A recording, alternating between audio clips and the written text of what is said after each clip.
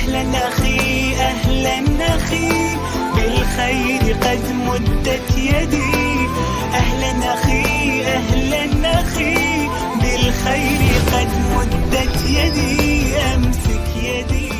Ketika keimanannya tidak berdasarkan proses berpikir, maka keimanan itu dengan mudah bisa diganti, dengan mudah bisa dilupakan, dengan mudah bisa jadi tidak berarti di dalam kehidupan dia. Kenapa? Karena dia tidak ngerti nilainya seperti apa. Misal, bagi seorang editor, komputer high-end itu tinggi sekali manfaatnya bagi dia. Maka ketika kemudian dia dikasih komputer high-end yang mungkin harganya 50-an juta, maka itu menjadi sesuatu kayak harta karun berharga bagi dia. Tapi kalau Anda kasih komputer ini yang harganya 50 juta kepada gelandangan misalnya, itu tidak menjadi berarti bagi dia. Kenapa? Karena dia nggak tahu ini manfaatnya untuk apa. Karena dia nggak tahu ini kemudian gunanya untuk apa. Kalau gitu untuk apa? Dia guna juga saat untuk apa? Dijual. Ya kalau nggak boleh dijual, gitu kan ya, berarti dia tidak ada gunanya untuk mendapatkan itu. Sama ketika seseorang mengerti nilai daripada akidah, maka dengan berapapun dia nggak akan mau ganti. Nah, bagaimana cara mengetahui nilai akidah itu, nilai keimanan itu, nggak lain dan nggak bukan adalah dengan akal. Ketika dia ngerti dengan akal, maka dia nggak akan mau ganti dengan apapun.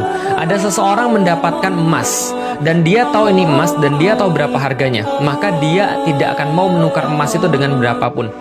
Tapi kalau dalam kesempatan yang lain, ada seseorang punya air putih 1 galon 20 kilo misalnya.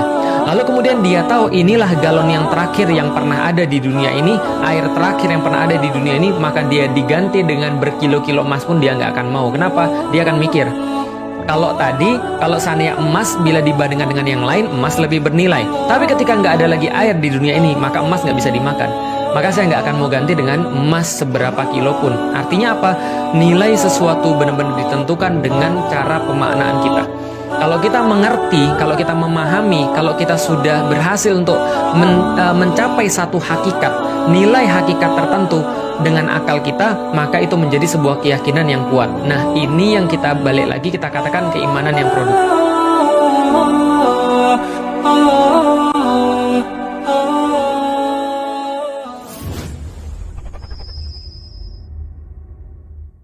Bagaimana contoh orang yang sudah mengimani sesuatu atau yang sudah yakin dengan sesuatu? Nih contohnya.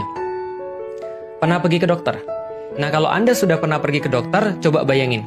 Suatu hari Anda sakit, dan sakitnya ini sudah menahun, dan saking sakitnya Anda benar-benar terganggu dengan sakitnya ini. Sakitnya apa misalnya? Anda nggak bisa nafas Anda sesak banget, dan kalau seandainya dilanjutkan Anda yakin Anda bakal mati. Maka Anda pergi ke dokter dengan sebuah keyakinan bahwa saya nggak bisa nyembuhin diri saya sendiri, dan saya sudah coba dengan segala cara, tapi saya nggak bisa. Maka dia datang ke dokter dengan sebuah keyakinan bahwa dia berharap sembuh untuk daripada dokter itu.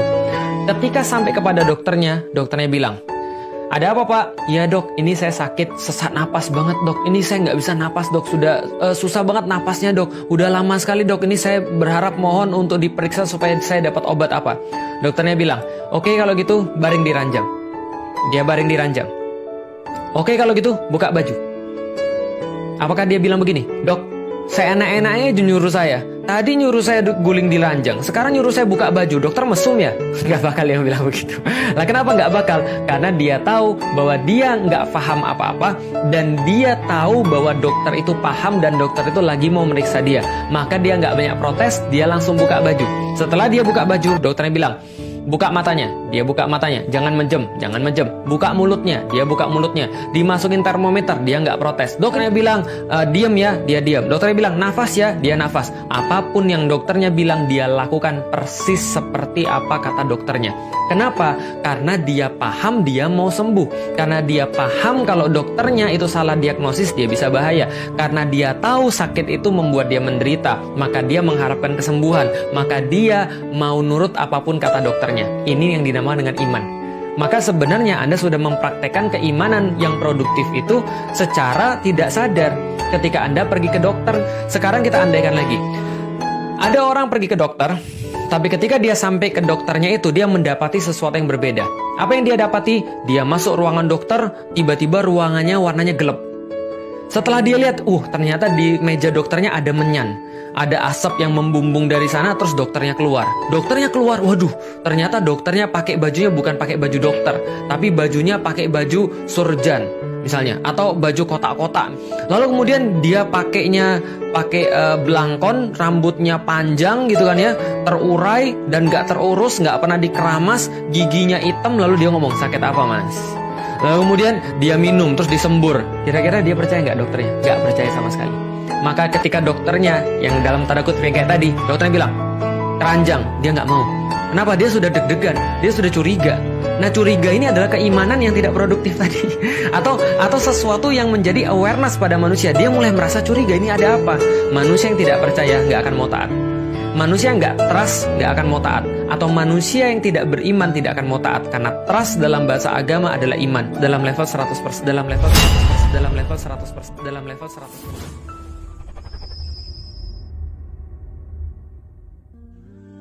Kok bisa orang-orang muslim sekarang sama dokter ketika disuruh sesuatu nggak banyak tanya, tapi ketika disuruh sama Allah banyak tanya.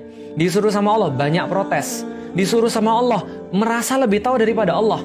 Allah bilang bahwa kamu harus kerudungan kayak begini bentuknya. Ini suratnya, ini ayatnya, batasannya kayak begini, kamu harus kerudungan kayak gini. Dia bilang, oh itu kan zaman dulu. Itu kan nggak lagi relevan sekarang. Zaman sekarang tuh yang penting tuh kita tuh adalah wanita tuh suci. Yang zaman sekarang tuh wanita tuh tidak diganggu. Lebih tahu Anda atau Allah? Kalau saya dokter aja Anda taati, lalu Allah mungkin Anda lebih anggap lebih rendah daripada dokter. Padahal Allah jelas lebih tahu daripada dokter. Allah menciptakan segala-galanya. Kadang-kadang manusia itu sok tahu daripada Allah karena dia nggak beriman kepada Allah. Dalam tanda kutip, nggak penuh keimanannya kepada Allah. Kenapa nggak penuh keimanannya? Karena dia tidak pernah membuktikan bahwa Allah itu capable. Dia nggak pernah membuktikan siapa yang dia imani itu.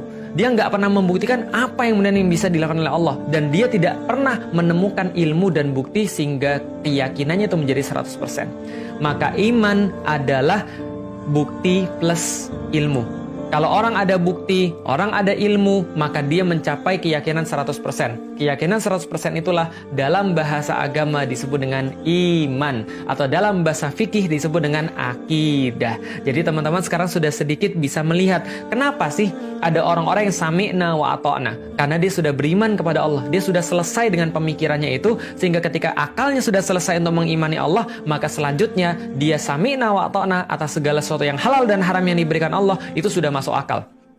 Sebagaimana orang ketika pergi ke dokter, dia menaati perintah dokter dan resep-resepnya itu juga masuk akal. Kenapa? Karena dia sudah membuktikan bahwa orang ini dokter dari akalnya. Maka apapun perintah dokternya, maka dia bisa taati itu dan itu pun masuk akal. Islam juga sama. Maka orang nggak bisa bilang, kalian itu disuruh pakai kerudung mau-maunya, nggak pernah mempertanyakan. Loh, kenapa mempertanyakan? Ini kan perkara syariat, ini perkara resep, Pak. Yang harus Anda pertanyakan itu adalah dia dokter atau bukan. Ketika Anda sudah bisa pastikan dia dokter, maka Anda jangan tanya resepnya. Karena Anda nggak bakal ngerti, dijelasin juga percuma. Karena Anda nggak kuliah. Anda dokter jelasin pada Anda, yang pengetahuan Anda terbatas ya percuma. Dokternya stres duluan. Anda itu sakit tapi nggak tahu diri gitu maksudnya. Anda itu pasien tapi berlagak kayak dokter. Dokternya bilang, ya kalau kamu lebih tahu daripada saya, kamu ngobati diri kamu sendiri aja. Gak usah pergi ke saya. Nah sama kayak Allah juga sama. Persis sama. Nah kalau seandainya dia sudah mengimani Allah, dia sudah bertanya, inilah yang nggak jadi Tuhan. Apakah ini Tuhan atau bukan? Kalau dia sudah dapat pembuktian dengan akalnya bahwa ini adalah Tuhan, maka menaati Tuhan itu, menaati kemudian halal haramnya menjadi sesuatu yang masuk akal bagi dia. Maka itu tidak perlu lagi dijelaskan. Kenapa? Kalau Tuhan mau menjelaskan segala-galanya, maka Anda tidak akan mampu untuk menangkap itu. Kenapa? Karena dia Tuhan, Anda hamba. Anda terbatas, dia tidak terbatas. Makanya kalau misalnya kalau Tuhan boleh ngomong, ya yes, diatur, terus nggak mau, yes, terserah gitu kan. Ini terjadi juga pada orang-orang yang ketika dikasih Allah aturan, mereka nggak mau. Maka Allah katakan, ya sudah, terserah.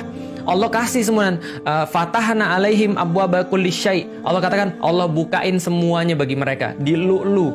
Silahkan, kalau mau bandel sono, nggak usah nurut sekalian. Nanti sekalian diazab sekalian. Nah kenapa? Karena sudah nggak mau diatur lagi. Intinya adalah keimanan melalui akal. Keimanan melalui akal.